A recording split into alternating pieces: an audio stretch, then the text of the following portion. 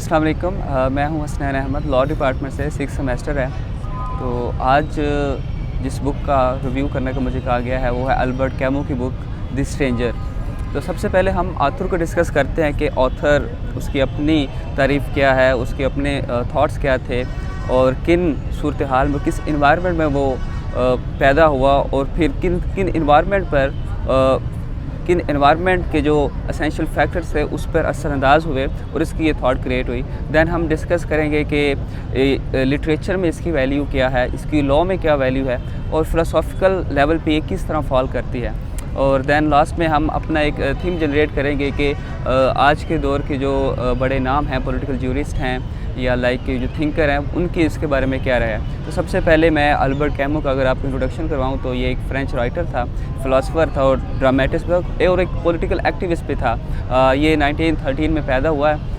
तो ये second youngest Nobel prize winner है, जिसको 44 की एज में नोबेल प्राइज़ से नवाज दिया गया था।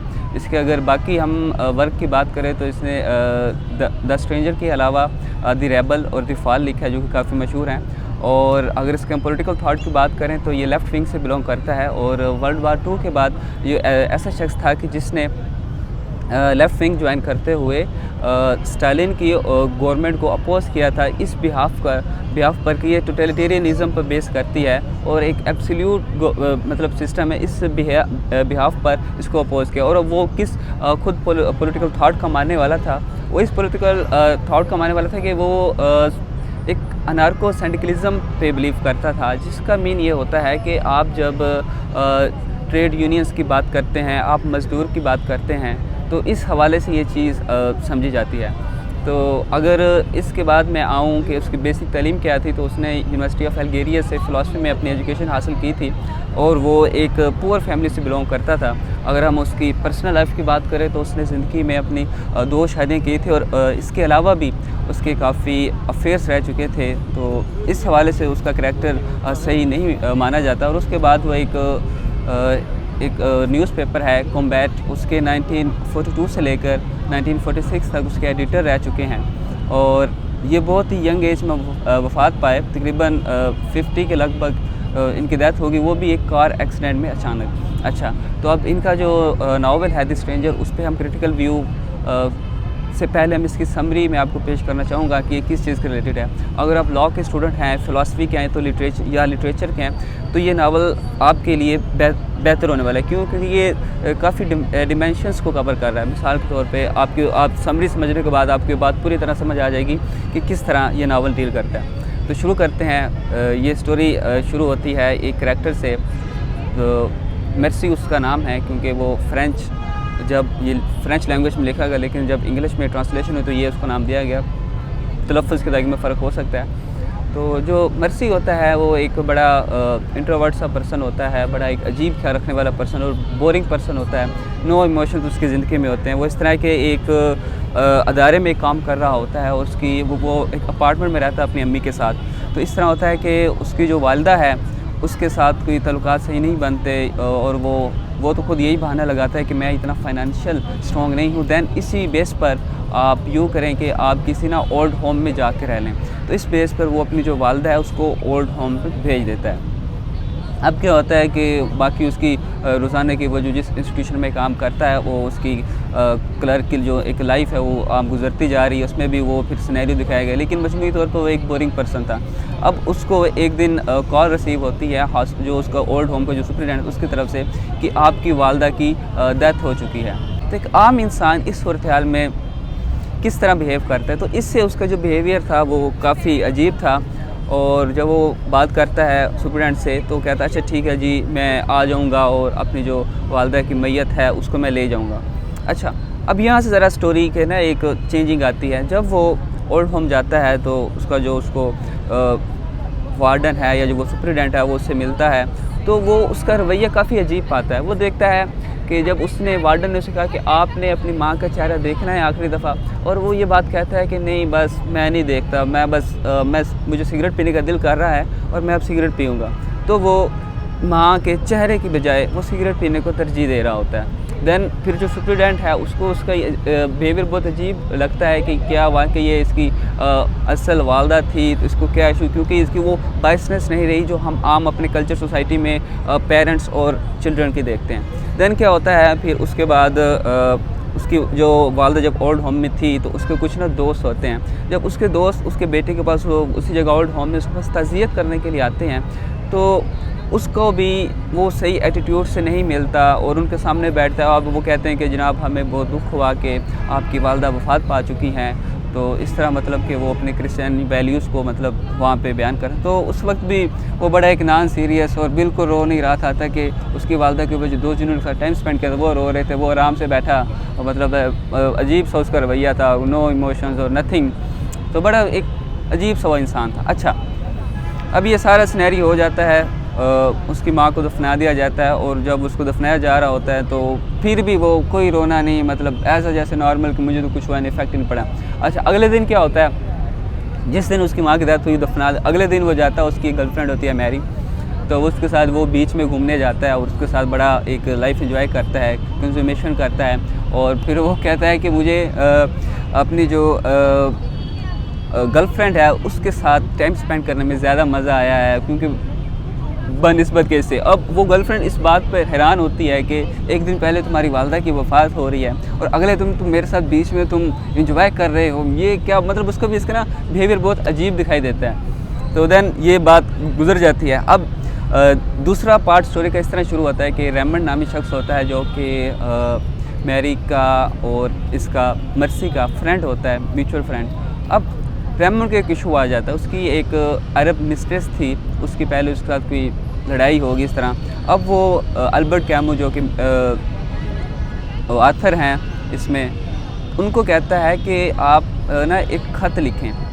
वो ख़त ये लिखें कि वो अरब मिस्ट्रेस के ना वो मुझसे ना राज़ी हो जाए।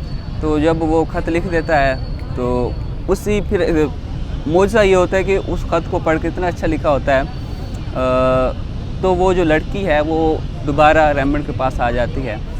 तो दोबारा उनके मामला ज़रा ठीक हो, लेकिन फिर ये मामला होता है कि रेमंड और वो जो उसकी अरब मिस्ट्रेस थी जो इकट्ठी हुई थी उस ख़त की वजह से उनकी दोबारा लड़ाई हो जाती है। तो मतलब वो जो रेमंड है वो लड़की को बहुत ज़्यादा मारता है, बहुत पीटता है। अब मामला पुलिस के पास पहुंच जाता है और वो रेमंड को गिरफ़्तार करने के लिए जगह जगह ढूंढ रहे हैं, ये मामला चल रहा है। अब इसमें जो मर्सी है ख़त तो उसने लिख दिया, अब उसका क्या मज़ीद क्या रोल होता है। वो जब मतलब इस तरह इन्वेस्टिगेशन हुई तो वो अपने दोस्तों के साथ इकट्ठा हुआ कि यार मुझे ये इशू हो गया क्योंकि आपने ख़त लिखा था, मुझे वो अच्छी नहीं लगी, मैंने उसे मारा। तो अब है ना मतलब उसके जो भाई है ना वो लड़की के जिसको मैंने मारा है वो हमसे बदला लेने आएंगे, तो जो है ना आप लोगों ने मर्सी और मेरे साथ रहना और मेरे ना अपने हेल्प करनी है। अब क्या होता है कि वो उनके घर के पास कोई लाइक फिर वही बीच पे जाते हैं वो तीनों, और वो जो अरब मिस्ट्रेस है उसके जो दो भाई हैं उनको रास्ते में ही मतलब वो जब जा रहे थे पीछे उनको देख रहे थे और उनका पीछा कर रहे थे। जब वो बीच में पहुंचते हैं तो वहाँ पे वो देखते हैं कि वो जो अरब मिस्ट्रेस के भाई वो उन्हें मारने के लिए आ रहे हैं गन लेकर।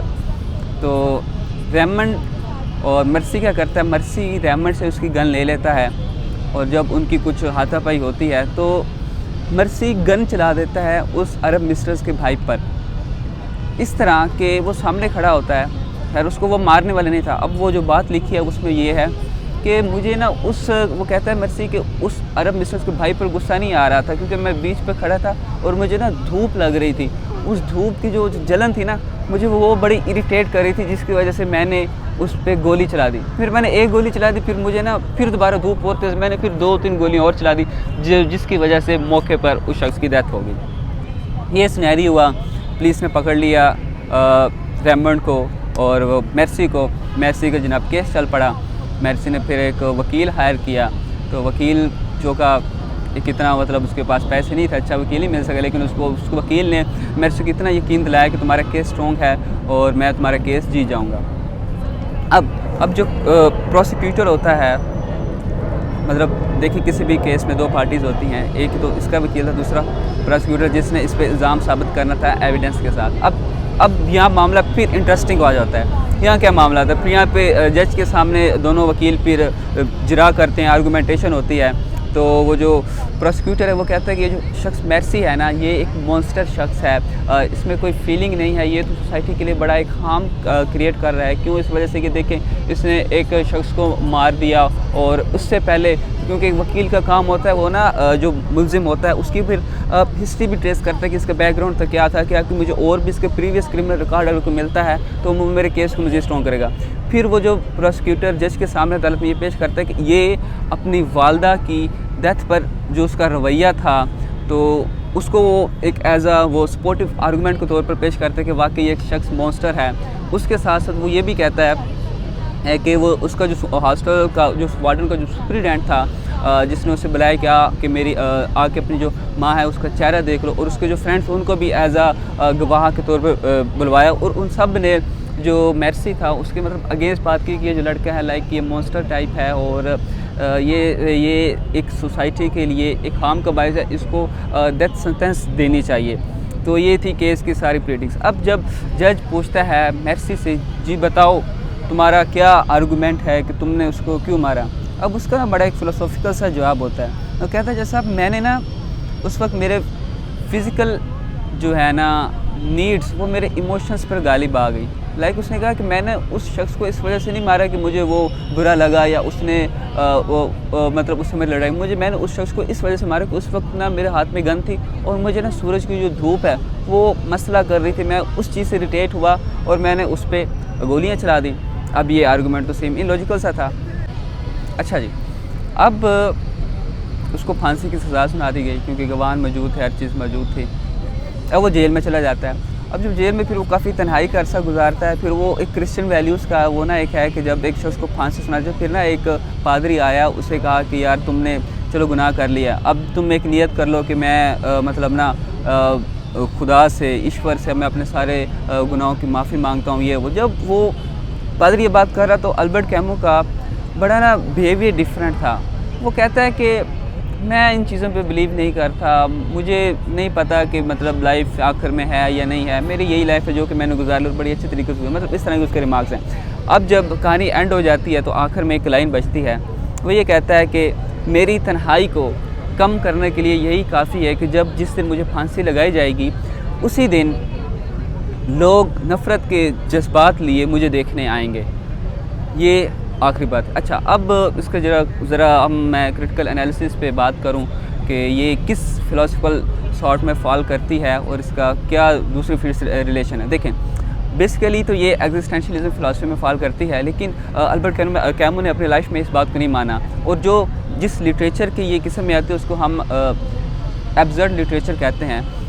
एग्जिस्टेंशियलिज्म पहले समझते हैं वो क्या है। एग्जिस्टेंशियलिज्म ये है कि आप मानते हैं कि लाइफ इज़ अल्टीमेट, मैन के पास अपनी चॉइसेस हैं, ठीक है, और मैन अपने ही काम का वो रिस्पॉन्सिबल है, राइट। इस किस्म के वो फ़िलासफ़ी है। अब उसका जो मेन स्टिक है इस वर्क है वो एब्सर्डिज़म है। एब्सर्डिज़म ये है कि life is meaningless, life has no meaning, ज़िंदगी का कोई मकसद नहीं है, और जो जितने भी मकसद वो मज़हब से लिए जाते हैं या किसी और डिमेंशन ऑफ फील्ड और कन्वेंशन से नॉर्म से लिए जाते हैं, वो बिल्कुल ऐसे एक इलॉजिकल सी बात है और मैं उस पर नहीं मानता।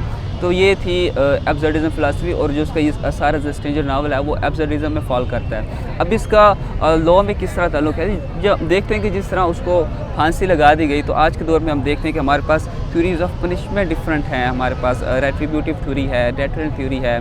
तो इस हवाले से तो मैं भी इस चीज़ को कहूँ कि रिफॉर्मेटिव, क्योंकि इंसान का जो कॉन्शियस है, इंसान का जो कॉन्साइंस है वो वेरी करता है। कुछ एक्ट हमसे इस तरह भी सरंजाम हो जाते हैं जिसमें हम ना एक मेलाफाइड इंटेंशन नहीं होती, बोनाफाइड, लाइक इस इंटेंशन का डिफरेंट आ जाता है कि कभी कभी उसकी इंटेंशन ठीक भी होती है लेकिन वो एक्ट रॉन्गली अंजाम हो जाता है। तो इस बेस पे उसकी मतलब सारी लॉ के वजह से मैं बहस करूँ तो इस बेस पे सारी थी उसकी ना सारी बातें।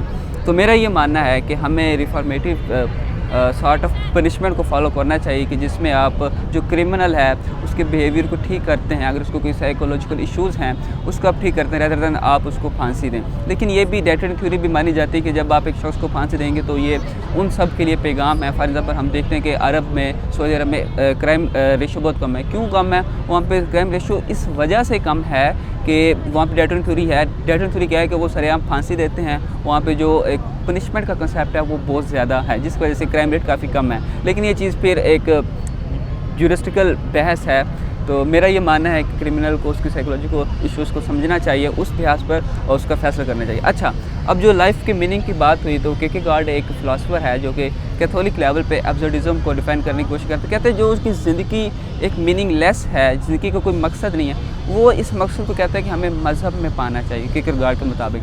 अब अगर हम अपनी सदी के एक फ़लसफ़ी, एक पॉलिटिकल थिंकर को समझें जो कि हरारी है, हरारी लाइफ़ के मीनिंग के बारे में क्या कहता है? वो कहता है कि जब से इंसान इवॉल्व हुआ, वो हर दौर में उसे अपनी स्टोरी की ज़रूरत पड़ी, सही है। अब क्योंकि वो स्टोरी क्या थी, वो समहाउ कोई मीनिंग था, उसी मीनिंग को उसने स्टोरी बनाया। तो कहते हैं इंसान के सर्वाइवल के लिए जो स्टोरी टेलिंग है, जो कि अल्टीमेटली आपकी डायरेक्टली लिंक करती है मीनिंग के साथ, ये होना ज़रूरी है, इसके बिना हम सर्वाइव नहीं कर सके। तो मेरी इसमें पर्सनल क्रिटिक ये है कि देखिए जी, इंसान की ज़िंदगी का मकसद होना चाहिए, क्योंकि हम देख रहे हैं कि बिलाल पाशा जैसे बंदे ने क्यों सुसाइड कर ली, इस वजह सुसाइड कर ली कि उसका CSS क्लियर हो गया, वो अपॉइंटेड हो गया, तो उसकी ज़िंदगी का एक मकसद वो पूरा हो चुका। हमें चाहिए कि हम अगर एक मकसद पूरा हो चुका तो उसके बाद भी एक मकसद रखें, फिर एक रखें, इससे क्योंकि ज़िंदगी जब हम मसरूफ़ रहते हैं तो इस तरह के जो हमारे साइकोलॉजिकल इश्यूज़ है, इसमें हम जाने के बहुत ना कम टाइम मिलता है। तो इस वजह से हमें चाहिए कि स्टेटस को मद्देनज़र रखते हुए, क्योंकि अब ये आप पे मुनहसर है कि आप किस तरह ज़िंदगी को लेते हैं, तो मेरा ये मानना है कि हमें ज़िंदगी का एक मकसद रखना चाहिए। अगर एक मकसद अचीव हो जाता है तो फिर अगले मकसद के लिए करना चाहिए, तो फिर हमें जो हमारे जो क्वेश्चन है या जो हमारी अपनी थिंकिंग ही है, तो हम खुद लाइफ से बेजार हो जाते हैं। तो हमें ये स्टेप फॉलो करना चाहिए, लाइफ में एक अपना मीनिंग बनाना चाहिए। तो मैं जितने भी लिटरेचर के स्टूडेंट हैं, लॉ के स्टूडेंट हैं, फ़िलासफ़ी के स्टूडेंट हैं, या जो जनरल रीडर्स हैं, मैं सबको आप सबको ये बुक रिकमेंड करूँगा, आप इसको ज़रूर पढ़ें। और अगर कोई सवालात है तो आप मुझसे कमेंट में पूछ सकते हैं। और लास्ट में मैं शुक्र अदा करना चाहूँगा जिस बुक क्लब का जिसने मुझे ये मौका दिया। बहुत शुक्रिया। अल्लाह हाफ़िज़, ख्याल रखें।